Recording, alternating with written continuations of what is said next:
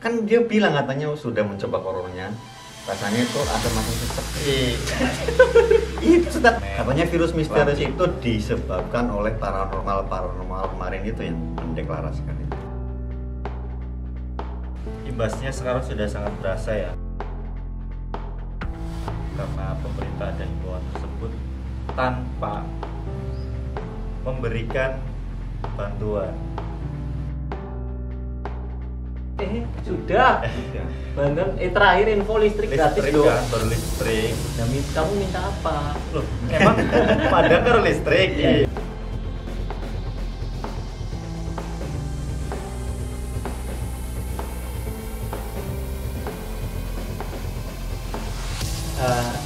Saya itu dengar corona itu sekitar Desember sebenarnya dari medsos.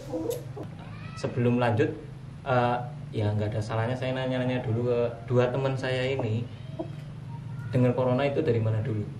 Pertama gimana, terus tanggapannya. Saya absen biar nggak tunjuk-tunjukkan. Selamat. Tok, sebelah kiri saya dulu yang pertama. Ayo, Mat. Kenapa yang shit ya kalau? Padahal masternya kan dia gitu yang loh, tua. soal ini. Tua digital. Saya pertama dengar corona itu di status WhatsApp ya, di status WhatsApp teman saya yang kebetulan dia profesinya itu sebagai apoteker. Waktu itu update status tentang virus corona yang merebah di Cina. Gambarnya kelelawar, terus apa namanya? Captionnya itu geragas.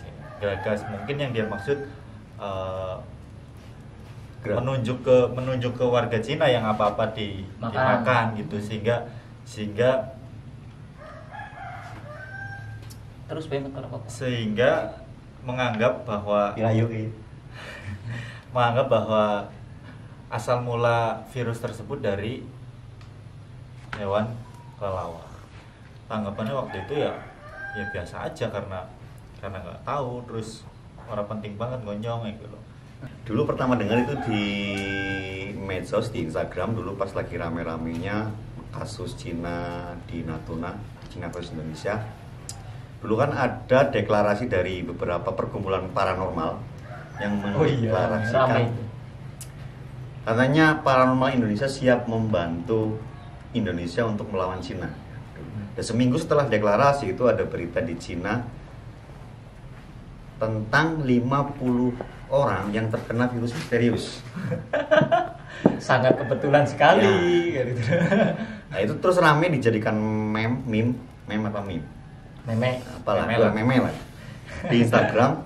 Katanya virus misterius itu disebabkan oleh paranormal kemarin itu yang mendeklarasikan itu. Kebetulan katanya. Sekali.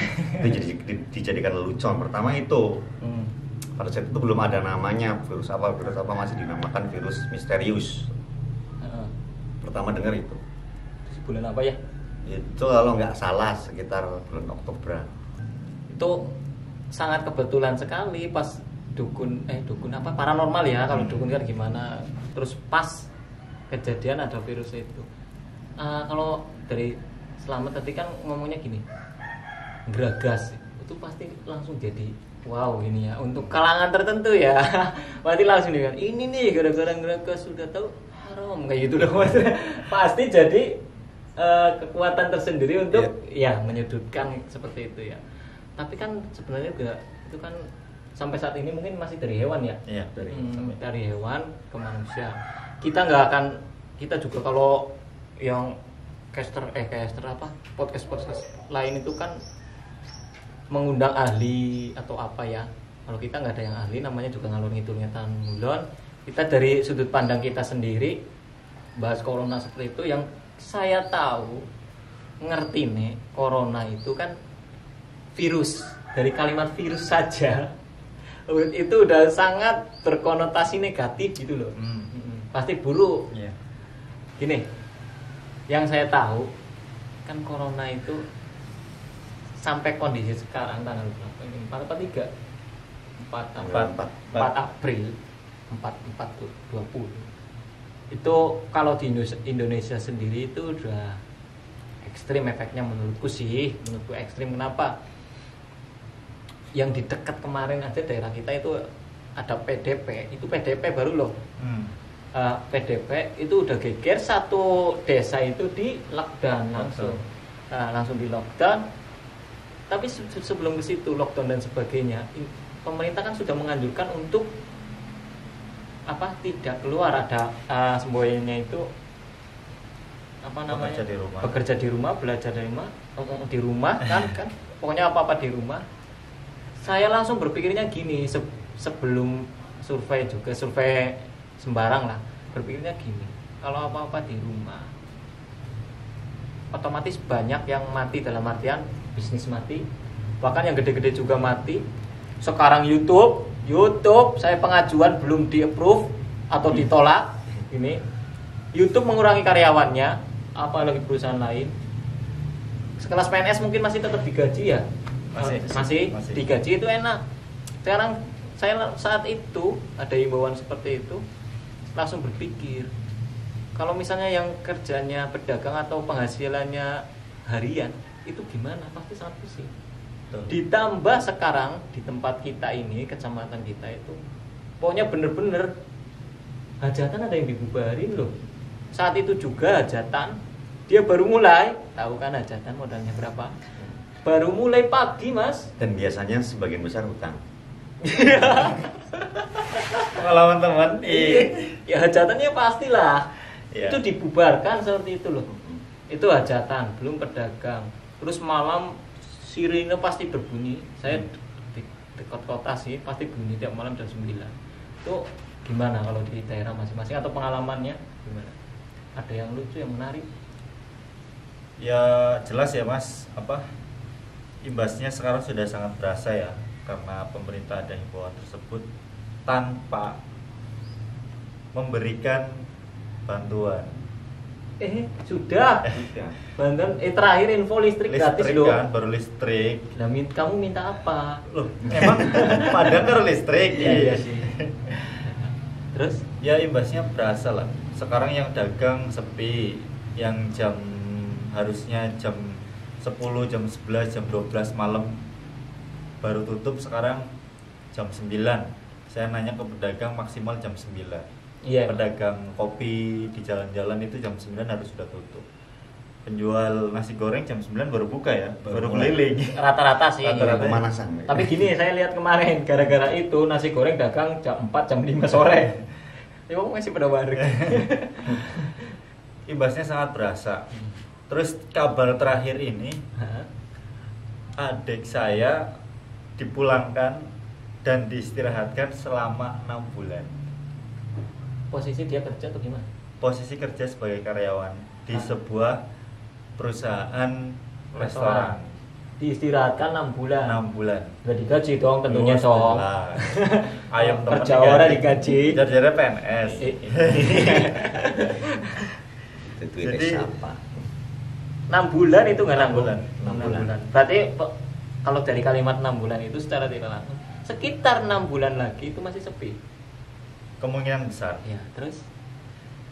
Ya sejauh ini masih bingung ya mau ngapain, mau jualan di rumah, jelas ya pembelinya kurang karena yang beli pun karena nggak ada. Sebentar, ini pertanyaan penting banget mas.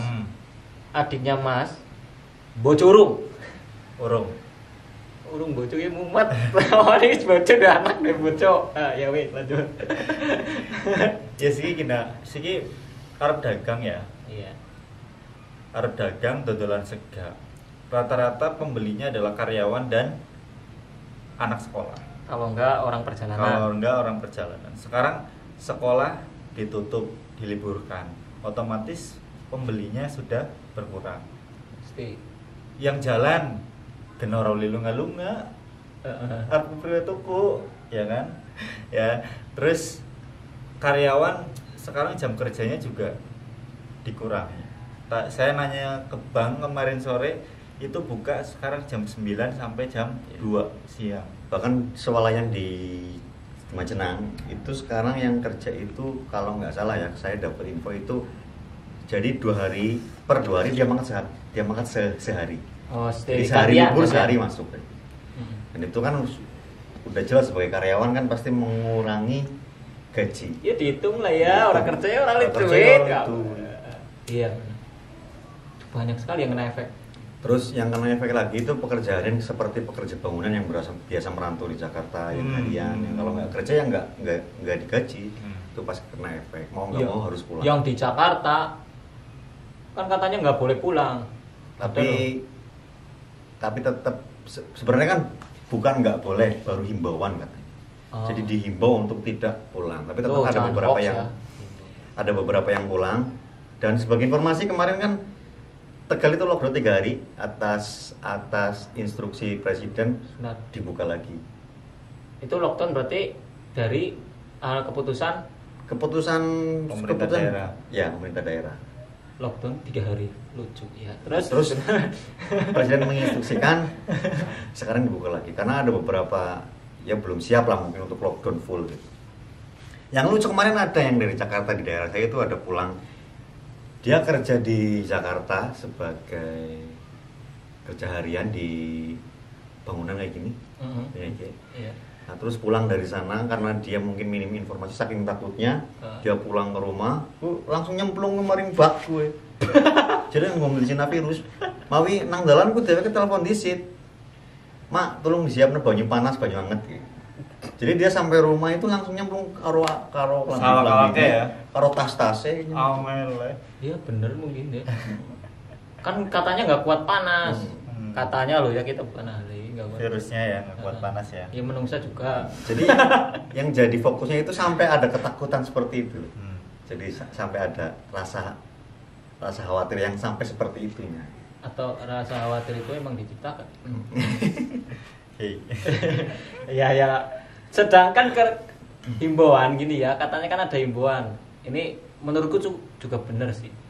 Kan setiap peringatan dari pemerintah itu jangan panik, ya kan? Apa yang panik itu malah karena lebih rentan mungkin kan panik imunnya turun. Nah, tapi dalam posisi seperti ini untuk yang nggak tahu, kita sih nggak tahu, cuman kita nggak panik, dablek lah. Gini. Kalau biar nggak panik gimana kan susah. Yang kita lihat tulisan jangan panik kayak panik. Ini kita kan menghadapi yang namanya virus, kita nggak bisa lihat, nggak bisa lihatnya itu udah pusing ya. Ada yang nggak bisa lihat tapi masih bisa diantisipasi. Contohnya orang kena santet, orang kena pelet kan masih bisa disembuhkan lah ya. Ada yang bisa paranormal itu yang mungkin kena tuna tadi. Nah, tapi ini nggak bisa lihat dan kelihatannya paranormal juga nggak bisa itu menyembuhkan. Ning Siti Nampi bisa loh. Oh iya. Dia sudah membuka katanya bisa mengobati corona. Oh gitu. Kan dia bilang katanya sudah mencoba coronanya. Rasanya itu asam-asam sesek. Itu statement bener loh. Dia yang ngomong. Pasien corona bisa? Iya, dia ngomong katanya menerima pasien corona. Oh, jingkrak. Ning Siti Nampi. Ralat ya aku yakin. Dia sudah nyobain corona katanya rasanya asam-asam sesek. Enggak, Bu Ningsinya ini pas menyembuhkan kayak Alan Walker enggak? Pakai masker enggak? Iya. Tapi kayaknya belum ada pasien positif yang baru menawarkan. Ya memang sekarang pasien positif kan langsung Aldi. diisolasi. Orangnya gede-gede. Bu Ningsi sakit ah. Kan itu sempat ada komentar dari Robi Buba. Katanya kalau paranormal harusnya nggak boleh gitu. Terus dewek-dewek lah ya kayak malah. Iya, itu siapa Harus lagi? lain.